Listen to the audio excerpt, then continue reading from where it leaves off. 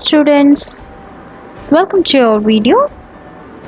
In this video, we are going to see History Chapter 6, The Revolt of 1857, Part 3.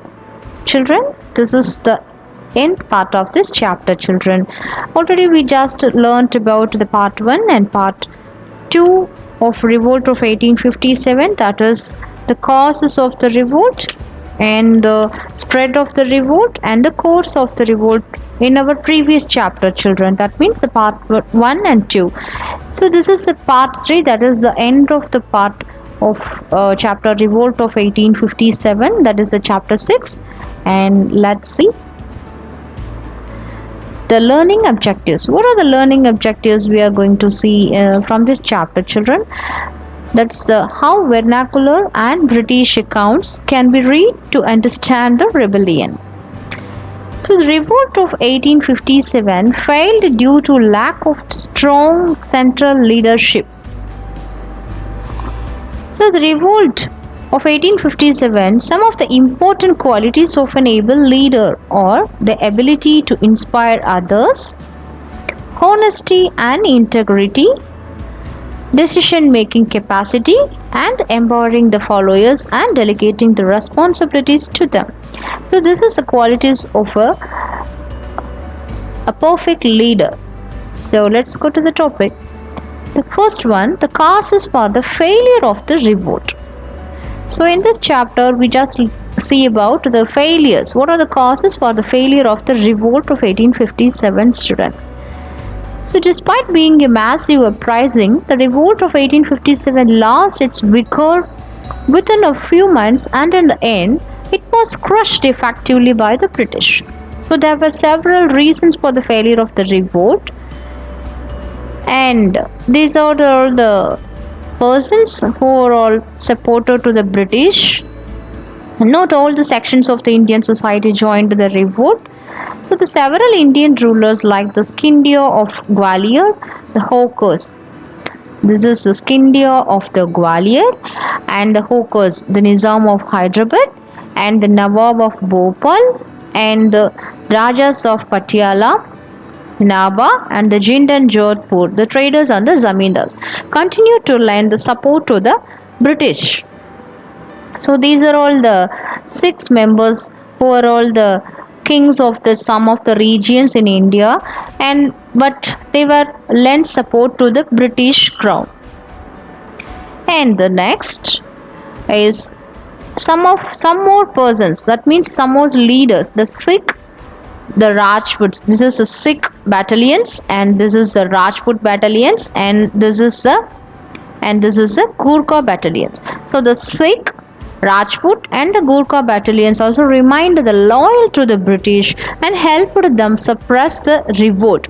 So the sepoys, peasants and the other common people could not sustain the movement on their own. Okay. And the revolt largely remained confined to certain pockets in northern and central India. So the Assam, Bengal, Orissa, Rajasthan, parts of Punjab and most of South India remained unaffected by the revolt. So I am going to show some videos about this revolt, children.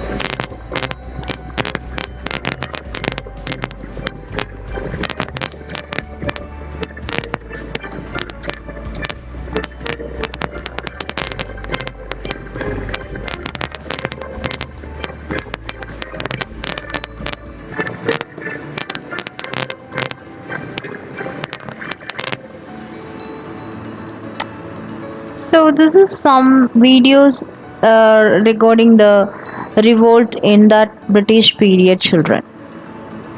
So let's go to the next one. So some more leaders, that is the revolt also failed due to the lack of a strong central leadership. There were able leaders like the Rani Lakshmi Bai and the Nana Sahib and the Begum Hazrat Mahal in the respective regions. So, but there was no single leader who could unite the rebels from various regions and inspire them to fight for a common cause. And despite being united in wanting to end the British rule in India, the rebels lacked a common vision of what to replace the British government with. So, next one is the weapons.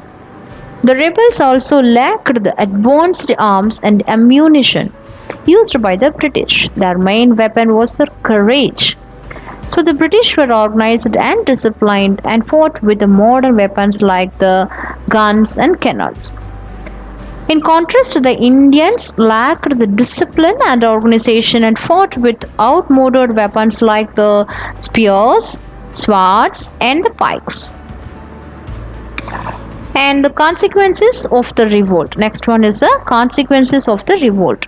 So despite its failure, the revolt of 1857 managed to shake the foundations of the British rule in India. While the British continued to rule India after the revolt, they reviewed their policies and brought in major changes in the administration of the country. So East India Company. So the most important consequence of the revolt of 1857 was the dissolution of the English East India Company as a governing body in India. So by the Government of India Act 1858, the British Parliament transferred the administration of India to the British Crown. So she is Queen Victoria.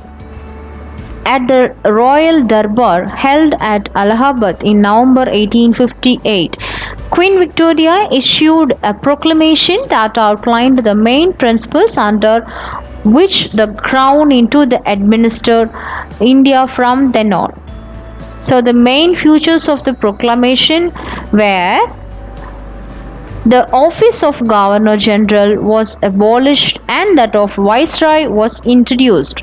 So he is a Lord Canning. Lord Canning was appointed as the first Viceroy of India. And India would henceforth be governed by and in the name of the Queen. A post of Secretary of State would be created, which would be assisted by a Council of India consisting of 15 members.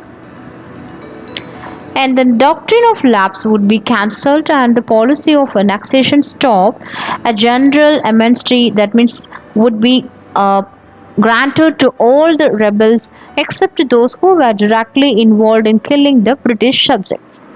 So all these treaties and the agreements between the Indian princes and the East India Company would be honored and their dignity and rights would be respected.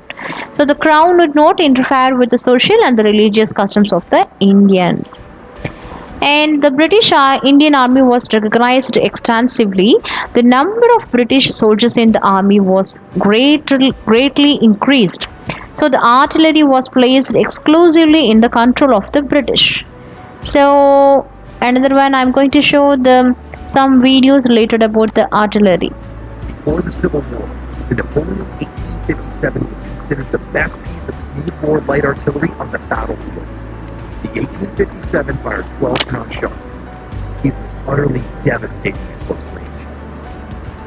I'm going to fire live ammo from one of the deadliest weapons of the Civil War. Okay, we've got some targets set up out here, a couple hundred yards. This is all sad. We're going to teach how to load this thing. I've only ever fired once, so this will be my first time firing live ammunition. And if you don't know what you're doing, this can be extremely dangerous. Okay, this is a modified Pinham sight. What you want to do is you put the point of the front sight, center and this on your target. Okay, I straddle this.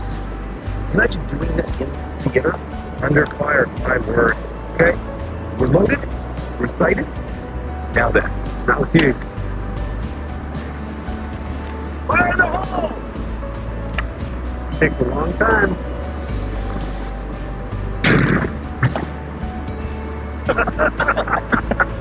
say, children? I missed my first attempt, but firing this Napoleon is intense. So, children, this is a weapon like the where the British people were used for the wars, right? This is artillery weapons, a very powerful weapon, mostly used in the wars between the British and our Indian peoples. So, next one is a Pika Uprising. The Pika Uprising or the Pika Bidroha of 1817 was one of the earliest anti-British agitations in India. The Pikas formed the army of the powerful Gajapati rulers of Khordha in Odisha. So they rendered military service to the king during war and practiced reforming and maintained by the law and order during the peacetime. So when the British conquered Odisha in 1803, the Gajapati rulers put up a strong resistance. So another one video related about the Pika Uprising, children. Today on this day, 200 years ago, Paiko Bidroha was a great armed rebellion fought by the Odia Paikas. They were led by leader Boxy Jagabandhu against British East India Company's rule at Khurda in 1870. Cause for the rebellion: extortionist land revenue policies of the East India Company, rise in the prices of salt due to the taxes imposed, Todi currency that had existed in Odisha prior to its conquest and required that taxes be paid in silver. In 1803, Odisha was acquired by the British, and then in 1804, the Raja of Khurda planned a rebellion against the British in alliance with the Paikas. Leaders: Boxy Jagabandhu led the rebellion along with Vidyadhar Mahapatra and Raja Mukundadeva. The last king of Khurda was another leader of the Indian rebels. By May 1817, the British managed to establish their authority over the entire province. In May 1817, the rebels were awarded sentences of death, transportation and long-term imprisonment. Jagabandhu surrendered to the British in 1825 and lived as their prisoner in Cuttack until 1829, where he died. Odisha continued to be racked by localized insurgencies including at Dabanga in 1827 and the Banapur rebellion of 1835. The revenue policies of the company in Odisha, which was a major cause of hardship to the people, remained unchanged. So this is some videos related about the Pika Uprising, that is the Gachapati rulers of Khorda, and he is the king. That means finally in 1817 the Paikas rose in rebellion against the British under the leadership of Bakshi Jagabandhu. It is a statue of the Bakshi Jagabandhu, the commander in chief of the army of the king of Khorda. Okay, and the Paikas attacked the British symbols of power, burnt down police stations and the government offices. So the rebels got support from the Rajas of neighboring districts and the landlords. So the rebels captured the Puri and declared the Mukunda Dev II, the son of the last Gachapati king, as the ruler. It took the British 3 months to defeat the rebels and crush the movement once and for all. So, however, a few rebels continued to fight an underground war till the 1819. So, the Bakshi Jagabandhu was arrested in 1825. So, that's all the children. These are all the topics covered in this chapter. So, let's recap. That means the points to remember what we learned from this chapter, children. First one, from our first part of this chapter, we learned about the causes of the revolt of 1857, and next one is the course of the revolt, and then the spread of the revolt and the causes of the failure of the revolt. Okay, and fifth one, the consequences of the revolt, and the last one is the Pika Uprising. So these are all the topics covered in this chapter, children. Hope you all understand well. This is the end part of this chapter, that is the revolt, sixth part of history, the revolt of 1857, children. So we will meet in the another video. Thank you all, children. Thank you.